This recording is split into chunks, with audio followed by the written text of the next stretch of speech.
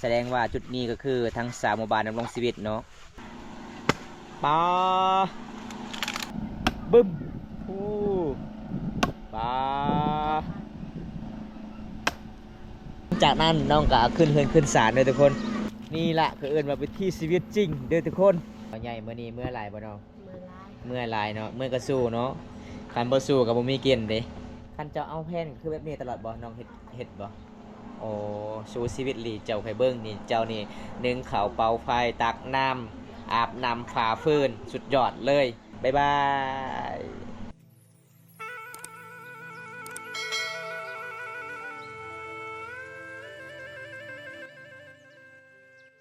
อีแม่โหกินข้าวนำกันเลยสินี่เพิ่นว่ากินข้าวหน้าตาเป็นแบบนี้เข็ดน่ะแซ่บเนาะเมื่อคืนนี่เจ้าไปซ้อนซื่อๆแล้วก็แบ่งกับหมู่แน่เรียลวีหรือไง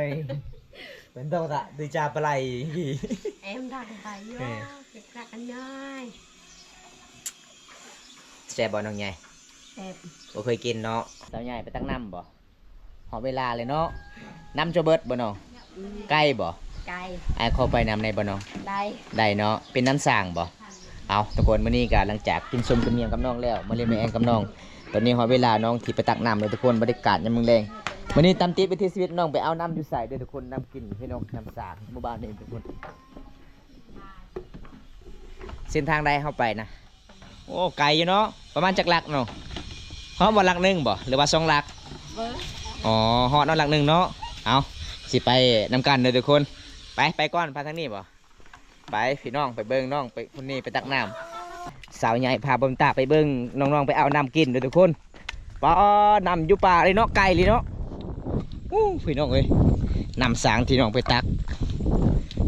น้ำห้วยนี่บ่ผมแม่นำอันนี้โอ้ขอได้คิดว่าน้ำอันนี้น่าสกินโบได้อยู่ตัวน้ำแล้วทุกคนเลยเอาผมตาต้นน้ำนี่เส้นทาง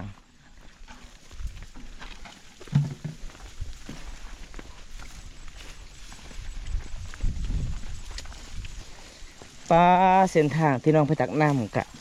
มันจะเป็นน้ำหลายทุกคนเห็นบ่น้ำมันนี่บ่อ๋อขี้เท่าหลายเนาะขี้เท่าเนาะนี่เด้อทุกคนหอดเลยเด้อพี่น้องอันนี้เป็นน้ำบ่อเขาเจ้าไปตักทั้ง3หมู่บ้านเด้อทุกคนเห็นบ่เป็นน้ำสางทั้ง3หมู่บ้านดำรงชีวิตเขาเจ้าไปเอาน้ำกินระวังไหนตกได้เบิ้งขี้เท่าลายเนาะมันเป็นสีเขียวคือขี้เท่าเด้อพี่น้องเลยคำผู้ใดมาเคียนสระบดนี่น่าจะได้กินน้ำเขียวนี่ทุกคน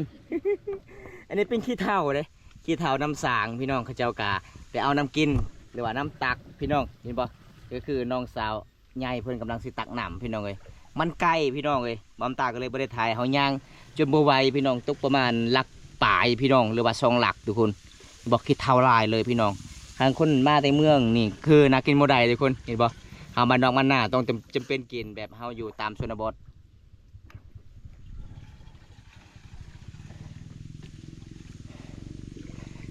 ชาวบ้านก็ไปตักน้ำพี่น้องเขาเจ้ามาละลายเด้เขาเจ้าไปตักน้ำไปเอาน้ำ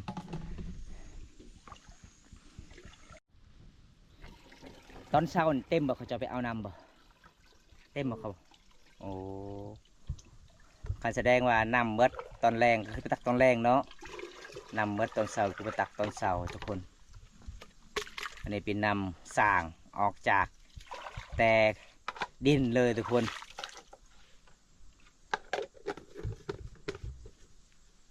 ยกไว้บ่สาวใหญ่ไว้เอาเบิ้งทุกคนเมื่อยลายพี่น้องเบิ้งวิถีชีวิตน้องเพื่อจะได้นำกินกับบ่แม่นเรื่องง่ายๆบ่แม่นเรื่องสีว้าวเลยทุกคนบ่ไหวบ่ถ้าไหวมาไอสิหาบซอยไหวอยู่บ่ฮะ ไปก่อนคอยเอาไปโลดเอาตอนนี้น้องเพิ่นกลับอายเพิ่นกลับมาอีกโอ้บ่ได้ก็ไปเอาน้ำจุดนี้เนาะอายเนาะลำบากหลายบ้านเฮาทุกคนเลยเฮากะสิหลีกทางให้อายเพิ่นตักน้ำก่อนเจ้าสิไว้บ่เซาใหญ่ยังเจ้าย่างชูเซ่นี่นะ บ่ไหวมากก็สิหาบซอยนี่นะ ป้าแห้งๆดีทุกคนสาวใหญ่ได้ข้ามาไหวแล้วบอกคอยเดือดสาวใหญ่คนเสียหาบซอยเจ้าได้จะน้อยแอวเจ้าหักบ่มีแผนบ่มีผู้อ่ะได้น้องเอ้ย เบิ่งเส้นทางไปทุกคนป้าน้องคนนี้สู้ชีวิตเอลีได้พี่น้องป้าคอยไปเด้อจะน้อยตกคืออายเมื่อกี้นี่ได้นี่ทุกคนส่วนหลายเขาจะไปตักน้ำนี่ถือรถมามันไก่เห็นบ่เพราะว่าสาวใหญ่เพิ่นย่างบ่มีล่ะพี่น้องหาบแต่นี่ฮอดเฮือนเลยเอาตอนนี้กะฮอดเฮือนฮอดศาสตร์เลยเด้อทุกคนเพื่อสิได้ดำกินกับบ่แม่นเรื่องง่ายๆเลยทุกคนหมู่บ้านนี่อันนี้คือน้องกะฮอดเฮือนแล้วมื้อนี้ก็ตามตีวิถีชีวิตน้องกะโอ้ยคนลำบากหลายเลยทุกคนอ๋อไข่เนาะจะมีกระตุกใหญ่เนาะคันมีกระตุกน้อยนี่ไปตักเบิดเดียวมันก็เบิดเลยเด้อันนี้จะมีกระตุกมี3ตุก4ตุกเมื่อยบ่เมื่อยเนาะคำบ่ได้ตักกับบ่มีน้ำกินเด้เสียเวียกอีพ่ออีแม่ส่วนน้องสาวเจ้าบ่ได้ซอยเจ้าเลยบ่ซอยคือกันเนาะแต่ตอนนี้เรายังบ่ทันได้มาโรงเรียนมาแล้วโอ้เราเห็นยังตัวนี้นะคือบ่เห็นเราอยู่เฮือน แม่นเราสัตว์หาผู้บ่าวบ่โมโหเนาะ เอาทุกคนเบิ่งวิถีชีวิตน้องกับมันธรรมดาทุกคนเมื่อยหลายเลย หลังจากน้องตักน้ำแล้วน้องกาสีดึงข่าวเป่าไผ่บรรยากาศยามมื้อแลงนะทุกคนน้องคนนี้บอกเลยว่าขยันหลายเลยมาเยี่ยมมายามมื้อนี้ก็คือมือบอมตาก็ตามติดวิถีชีวิตน้องส่วนน้องสาวของเพื่อนหากมาแต่โรงเรียนก็เลยพักผ่อนก่อนโอ้คักเนาะแสดงว่าเจ้าไปห้ายางในรถนี่โยฮานได้เขาเจ้าปะเจ้าเก็บไปเลยมือเฮือนเลยโอ้พอดีแล้วมันติดแล้วนี่สูตรเพลินมันเป็นธรรมดาทุกคนสุดยอดหลายวิธีดังไทยของสาวใหญ่หมู่บ้านประเชียใหญ่ส่วนน้องของเพลินไปเฮ็ดงานเลยพี่น้องน้องเป็นคนสาวพาเพกเด้ทุกคนน้องเจ้าก็19 ปีเนาะพาเพกเด้ ส่วนไอเพื่อนกับไปเฮ็ดงานอยู่ประเทศไทยโอ้กัน2 คนบริไปเฮ็ดงานก็คือเพื่อนของน้องกับบ่มีหยังหลายทุกคนก็เลยน้องสาวเพื่อนกับไอเพื่อนไปเฮ็ดงานก็เลยได้เงินเดือนมากับฝากให้น้อง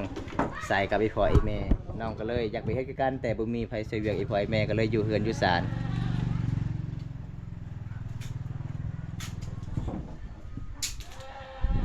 ไหวขนาดเราติดไผเจ้าเนาะ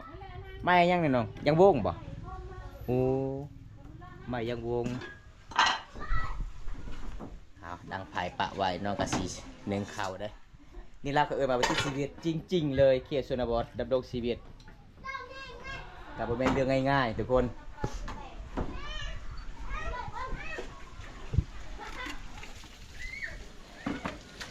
ใส่น้ำลายบ่หรือว่าใส่น้ำหน่อยอ๋อใส่บ่ลายเนาะถ้าใส่ลายก็คือนำเขามันสุกษาน้องก็เลยใส่ประมาณโอ้พอดีมาสุดนี้บ่โอ้ต้องจับไปก่อนเป๊ะเลยเอาสูตร1เข่าเสามังกรเด้อ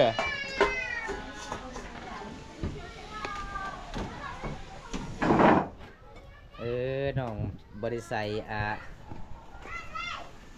ยังเขินน้องๆไปใส่หวดน้องใส่หมวยอย่างเดียวคนเฮือนน้องได้ส่วนลายคือชนบทบางคนกะบาลังคาเฮือนก็ใส่หวดบาลังคาเฮือนก็ใส่มวย1เข่าเป่าไฟบรรยากาศยามแรง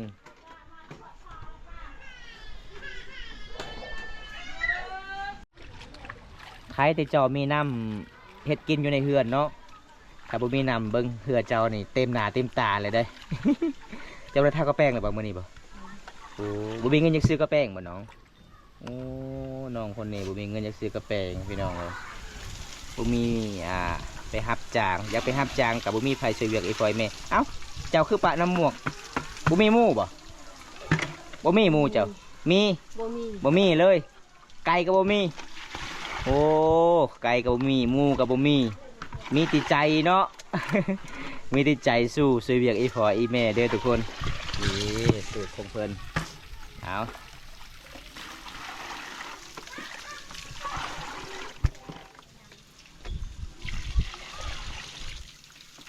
ก็เบิ่งวิถีชีวิตเจ้านี่โอ้สุดยอดหลายเลยคันคนบ่เคยเฮ็ดนี่น่าสิบ่ไหวสาวใหญ่คือเจ้านี่ซื้อสาวใหญ่ใจใหญ่อีหลี เอาตอนนี้น้องกับสิใส่เด้อทุกคนเห็นบ่บ่แม่นธรรมดาเลยโอ้ขยันหลายทุกคนสาวลาวอีหยังข้าวเย็นโอ้ข้าวเย็นต้องอุ่นต่อเนาะโอ้น้องต้องอันนี้ข้าวกินบ่หมดทุกคนน้องก็เลยเย็นต่อเด้เอาอันนี้ติ๊บข้าวน้องสาวเจ้าบ่โอ้คันผู้เดียวขับเอาตากินนี่บ่ฮอดอีหยังบ่ฮอด2 วิหมดแล้ว ผู้สาวกินบ่หลายเด้ยันตุย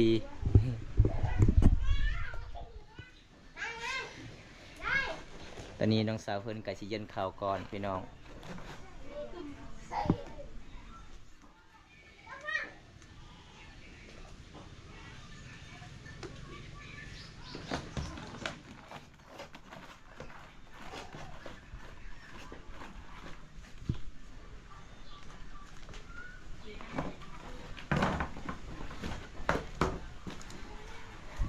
ตอนเช้าแม่นเพลหนึ่งข้าวอีแม่ตอนแรกมีแต่น้องตลอดเลยก็คือตอนเช้าน้องตื่นสวยบ่ บ่แม่นเจ้าล่มผู้บ่าวบ่เวลากลางคืน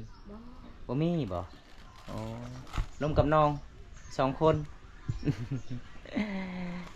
น้องสาวของเพิ่นก็เข้าโรงเรียนอยู่ทุกคน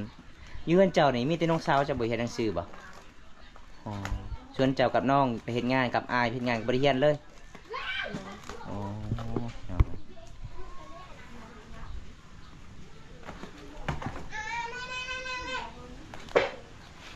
ขยันเนาะเจ้าเนาะคันบ่ได้เอาเจ้านี่บ่เอาขะดองน้อยเด้อเอาขะดองหลายๆโลด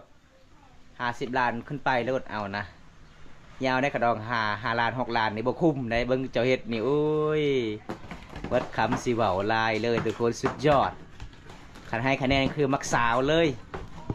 เหลือเต็มหน้าเต็มตาน้องก็อดเอาเข้าบ่ฮักน้องก็อยู่เฮือนได้ทุกคนช่วยเวียกไอ้พ่อไอ้แม่เด้เอาผ้าหม้อมาปิดไว้ให้มันสุกไว้เนาะเป็นยังไงสาวใหญ่ประมาณจักนาที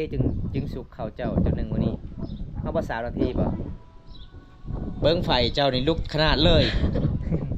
ติดขนาดดีเนาะพื้นเจ้าเนาะเพื่อนที่เจ้าพาพื้นเต็มเมื่อนั่นบ่ยังบ่เบิดเลยโอ้เพื่อนพาพื้นก็เก่งนะทุกคนเมื่อนั้นหลังจากน้องพาบอมตาไปอาบน้ำน้องกับพาพื้นนึ่งข้าวเปล่าไฟอันนี้คือสาวปานกับขยันได้พี่น้อง สาวสวยหมู่บ้านปะเสียใหญ่เด้อทุกคนสาวลาวเขตนี้ทั้งสวยทั้งขยันตอนนี้บอมตากาสิตามติดวิธีชีวิตน้องนึ่งข้าวเปล่าไฟบรรยากาศยามตอนแรงๆพี่น้องสุกเลยบ่โอ้ไวเนาะประมาณ15 นาทีเลยตามข่อยเบิ่งนี่ตามข่อยเบิ่งสาวใหญ่นึ่งข้าวเปล่าไฟ15 นาทีทุกคนสุกเลยน้องเก่งหลายพี่น้องหลังจากน้องไปตักน้ำแล้วน้องกะนึ่งข้าวอีกบรรยากาศยามแรงนี่วิถีชีวิตสาวลาวทุกคนสาวลาวฝ่ามองกองหมู่บ้านปะเสียทั้งโสดทั้งขยันนี่อันนี้เป็นข้าวหน้าพี่น้องข้าวหน้าได้สุดแรกเขาเจ้านึ่งข้าวนี่บ่ได้ใส่หวดมีตีมวยอย่างเดียวเขาเจ้าใส่พี่น้องเอาหม้อเจ้าเด้บ่ได้ไหม้บ่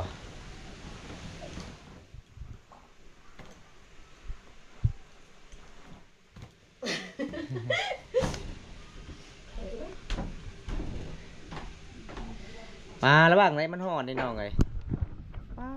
คนจับเก่งเลยทุกคนสุดยอดเลยน้องคนนี้นึ่งเข่าเป่าไฟเก่งโอ้คนละคือมันมาจับอีกบุกล้าจับคือการเนาะเนาะ ไวขนาดเนาะ เวลาเพื่อนนึ่งเข่าช่วยเข่านี่คือเต็มหน้าเต็มตาออกทุกคนเบิ้งขนาดฮ้อนปันนี่น้องยังจับได้เลยทุกคนขันคนอื่นนี่โอ้ยจับบ่ได้ได้นอนพี่น้องน้องคนนี้เก่งหลายเลยนี่เพิ่นใส่ติ๊กเข่าเก่ง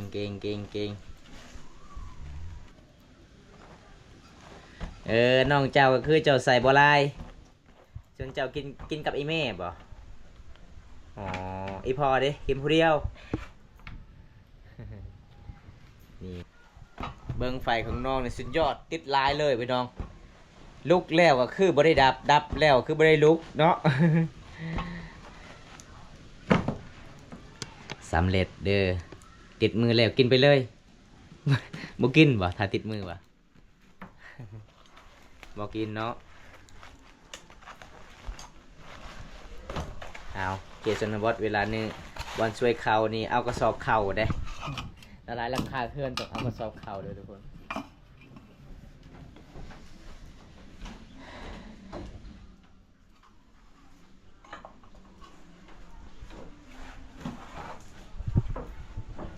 เบิ้งแรกก็เมื่อยแทนน้องลายเลยทุกคน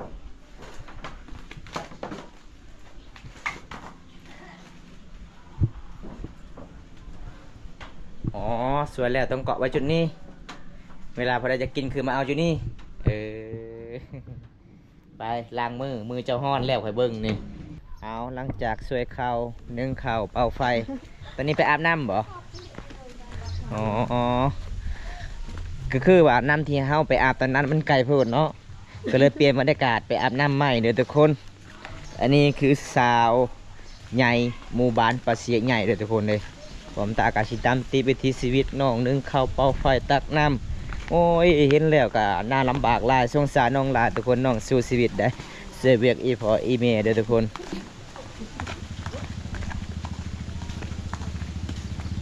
เจ้าไปอาบคนเดียวเจ้าบ่น้องเจ้าบ่ยานบ่อายไปนำบ่ยานเนาะอายก็เป็นคนคือกันเด้บ่แม่นว่าอายเป็นโจร เอาทุกคนวันนี้สบายดีสาวน้อยตักน้ำบ่ฮะโอ้ไม่คายยิ้มเปยๆเนาะไม่ขาเนาะ ทางนี้เป็นน้ำที่กระจอกไปตักน้ำกินกันแม่เลยทุกคนเห็นบ่พี่น้อง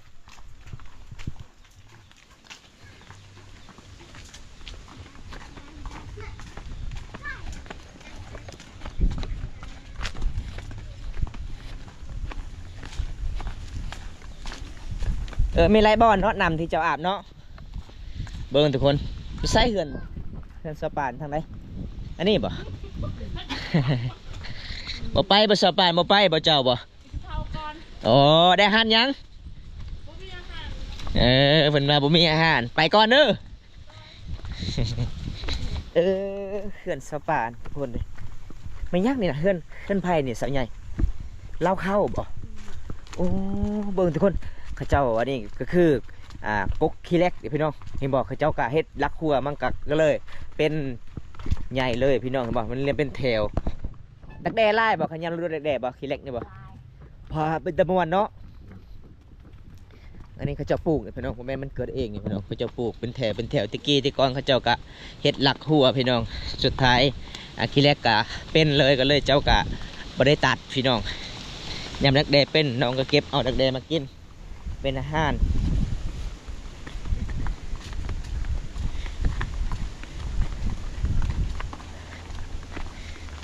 เผื่อสีหอดมองน้ำกับบะเมนเรื่องง่ายๆเด้อทุกคนเห็นไปที่ชีวิตน้องแล้วก็โอ้ยเป็นตาอีต้นน้องหลายเลยทุกคนไปตักน้ำกับไก่เนาะมาไปอาบน้ำกับไก่ยังเดินนี่เปล่าขี้ไล่วันน้ำนี่ป่ะขยะเต็มเลยโอ้สกปรกเนาะเฮาบ้านเฮาบ่มีน้ำอาบทุกคน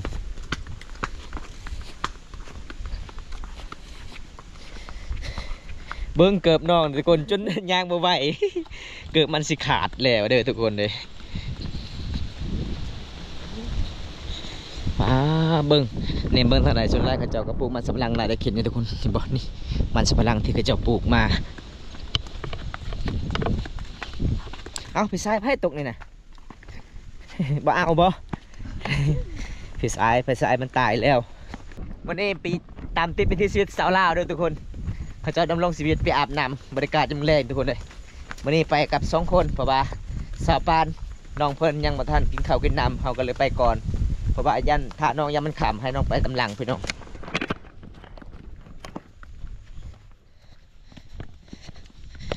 เพื่อสิฮอดเฮือนจังหน่อยมันก็เปื้อนคือเก่าเด้เจ้าบ่มีผ้าถุง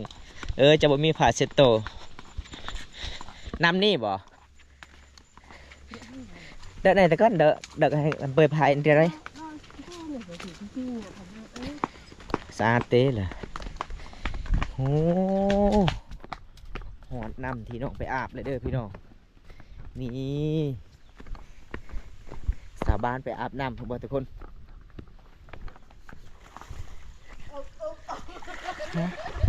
ปลา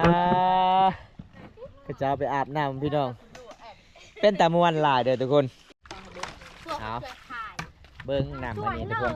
เห็นบ่น้ำอันนี้ก็คือเป็นน้ำที่เขาเจ้าอาบดำรงชีวิตแต่บางคนก็อาบอยู่เทิงบางคนก็อาบอยู่ลมน้ำอันนี้มันเป็นน้ำที่เขาขามไปบ้านปะเสียหน่อยบ่น้ำตัวนี้เนาะอืมมีปลาหลายบ่ชนลายปลายังมีอยู่นี่ปลาบ่ฮู้ ปลาคอมีบ่มีเนาะเจ้าเคยจับอยู่บ่ปลาคอโอ้จะได้จักโตจะจับอยู่เซนี่2 โต 3 โตระวังเด้ก่อนก็มี2-3 โตเดี๋ยวนี้นะไอเมย์เพื่อนกำลังอาบน้ำทุกคนสบายเนาะเขาซักเสื้อผ้ามันสบายเวลามันมีน้ำใหญ่แบบนี้เด้บ่ได้คั้นบ่น้ำนี่บ่สาวใหญ่โอ้น้ำบ่ได้คั้นเด้อพี่น้อง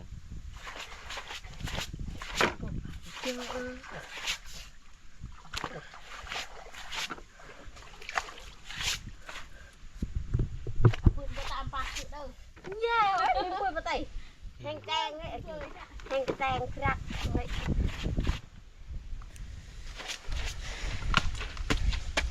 เย็นหลายเนาะน้ำนี่เนาะเวลาอาบน้ำนี่ก็คือมีคู่กับใครเน่เวลาเมื่อแต่อาบน้ำมีคู่หอมแก้มกอดมันก็หอมเด้มันก็เริ่มอุ่นเลยเด้ เบิ้งผู้สาวไปอาบน้ำบรรยากาศยามแรงทุกคนทางฟุ้นกับผู้สาวเด้ทางนี้กับผู้สาวพี่น้องเพราะว่าจุดนี้ก็คือทาง3 หมู่บ้านดำรงชีวิตบ้านหนองบ้านนาตามหมู่บ้านปะเสียหาเด้อทุกคนเป็นหมู่บ้านนอกที่สุดกับตัวเมืองพี่น้องตอนเช้านี่ผู้สาวก็ไปอาบน้ำบ่เช้าใหญ่โอ้แสดงว่าจุดนี้ก็คือทาง3 หมู่บ้านดำรงชีวิตเนาะอันเตอร์โนป้องเลยอันเห็นบ่อันนี้เป็นกลุ่มหนึ่งในทางนี้พี่น้องทางนี้จะเป็นกลุ่มหนึ่งเขาจะไปอาบน้ำครับว่าพระเจ้ากับมาแบ่งเป็นกลุ่มพี่น้องคันอาบน้ำกันมันกับสิยากลายเพราะว่าขึ้นหินก่อนหินกับบ่อลายปันไดเด้อทุกคนได้สาวใหญ่กลับบ้านเลยเนาะนี่เราบ่อาบมื้อนี้ป้าสาวปานกลับก้อนป้าสาวปานมาตำลังคือกลับก่อนเลย วันนี้สาวใหญ่เพิ่นสิกลับบ้านทุกคนวันนี้ก็ตามติดอยู่ที่ชีวิตมื้อนี้ก็ละลายคนเขาจะไปอาบน้ำจุดนี้เด้อพี่น้องทั้ง3 หมู่บ้านแต่นี่หาหมู่บ้านก็ตกประมาณ700 เมตรทุกคนน่าจะฮอด700 เมตรอยู่ทุกคนตอนจุดที่น้องไปอาบตอนนั้นก็คือตกประมาณลักปลายทุกคน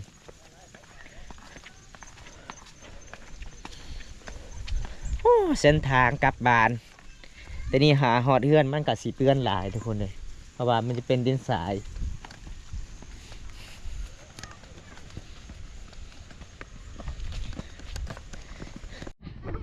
เป็นได้หอดเฮือนเลยเนาะเพื่อหอดเฮือนหอดซานมันก็นักเติบทุกคน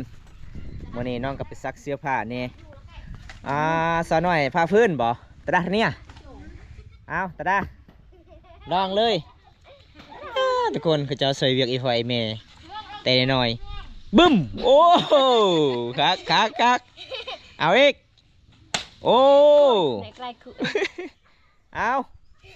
นี่ เห็นว่าทุกคนน้องคนนี้เฮียนฝ่าฟืนเต้นหน่อยทุกคนเขียนชนบทเพื่อพี่หอดเป็นสาวกะแม่นลายเพราะว่าเขาเจ้าก็เคยเฮียนแต่น้อยสวยเวียกไอ้ปอยเมย์ขัดบริเฮียนก็คือเฮาเฮ็ดสวยเวียกไอ้ปอยเมย์แต่เป็นสาวโสดกะบ่ฮู้เลยทุกคนต้องเฮียนแต่น้อยพี่น้องเมื่อนี้กะบรรยากาศยามแรงเขตชนบทบ้านเฮาอยู่นอกที่สุดกับตัวเมืองแบบนี้แหละทุกคนหลายคนบางคนก็ไปอาบน้ำบางคนก็เกลือหมูเกลือเป็ดเกลือไก่เอานี่แหละทุกคนธรรมศาสตร์ตะเวนกับตกดินเลยทุกคน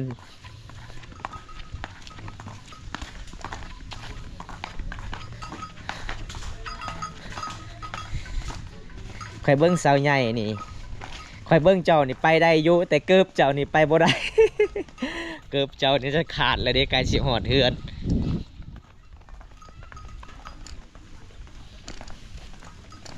อันนี้เป็นบ้านน้องทุกคนเห็นบ่เฮือนของน้อง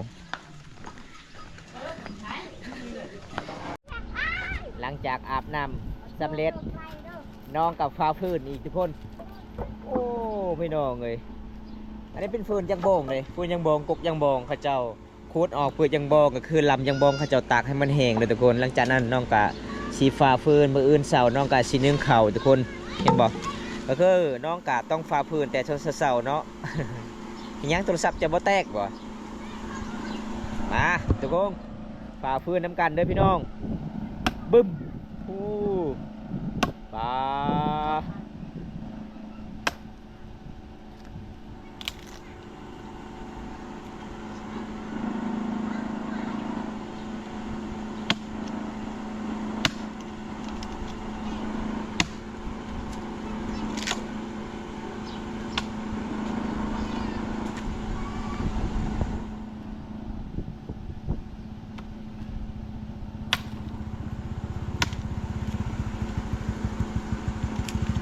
ไหนเด้ออะไรเบิ้ลละกลัวเนี่ยไอ้กรวงในเดี๋ยวเหยามาเลยแน่ตาดาหาลวกในกริ่งทักตาดา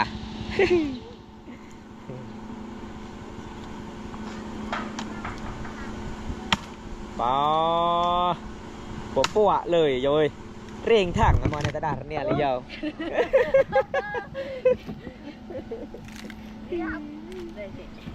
เฮ้ยเร่งทางเด้อเตะมีเฮิมระนับทักตาดาเนี่ยđâyอะไรเบิ้ลเลยกลัวไหนแต่เบิ้ลฟิตว่างเลยนี่โอ้เก่ง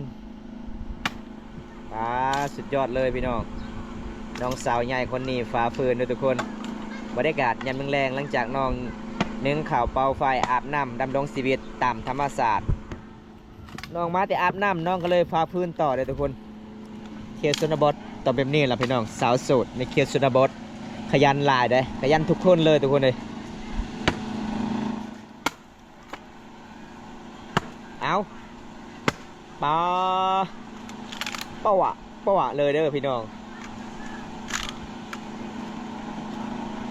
เกือบเจ้าสิขาดเลยเนาะ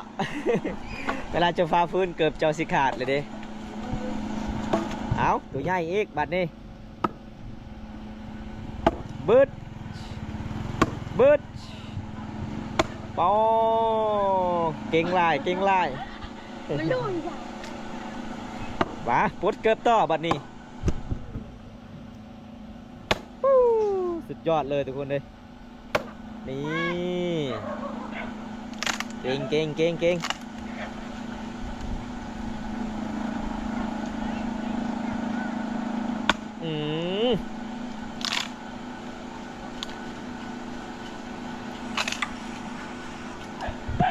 เพื่อนเอาไว้ฟืนก็คือใส่บอลตีนเลยทุกคนบอลฟาตีนเลยเห็นบ่ให้เป็นระเบียบให้ห้อยตอนหลังจากนั้นน้องก็ขึ้นเฮือนขึ้นศาลเลยทุกคน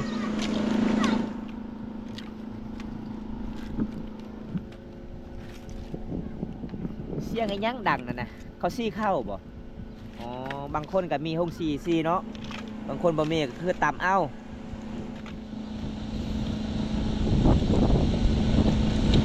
ชุดหย่อนลายเลยพี่น้องคนนี้เฮ็ดเวียกเฮ็ดงาน